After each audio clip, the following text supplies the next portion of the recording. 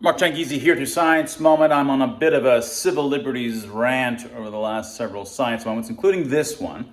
Now, we have folks that when there was an emergency, the supposed COVID perceived emergency, and in arguing about it over the last 3 years, many folks will come out and say, look, it was an emergency. We have to balance civil liberties with safety, with various utilities that you have to potentially raise or optimize in society. It is just one of the many things that we have to balance is civil liberties. And this is a deep mistake, a kind of category error. So indeed, society is filled with trade-offs. The government and society has to make decisions about how to deal with a finite amount of money and doing trade-offs amongst, let's say, transportation and highways and school spending and healthcare and military defense, right? These are standard trade-offs for various different kinds of utilities, benefits for society, right? And, social welfare nets, all these kinds of things.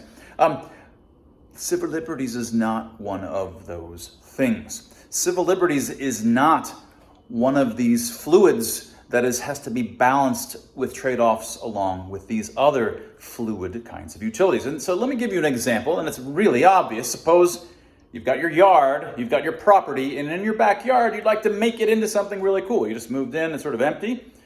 Well, you have the same kinds of trade-offs. It's just that you're the boss, and you can put in a pool, but that's going to cut into the amount of grass space, and that would also cut into how much deck you can put, and you want to balance all of these kinds of things, and then you want to garden. All of these things have trade-offs with one another, and so in thinking about how to do that, you have to deal with these complicated trade-offs. And it's a really complicated question that you individually have to solve. But you know what's not in that calculation?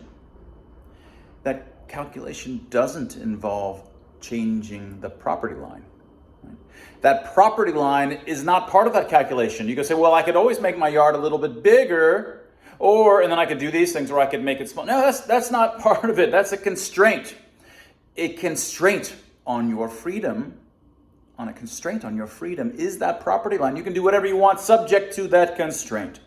Society and the state can do whatever it wants subject to our property lines, our lines of our bodily autonomy, informed consent, all of the kinds of civil liberties that we have. You tread beyond that, they've gone beyond their property line. Civil liberties are constraints.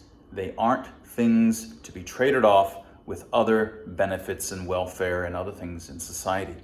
It's a category mistake to think so. And that was your Science Moment. If you haven't gotten a copy of Expressly Human, get it today.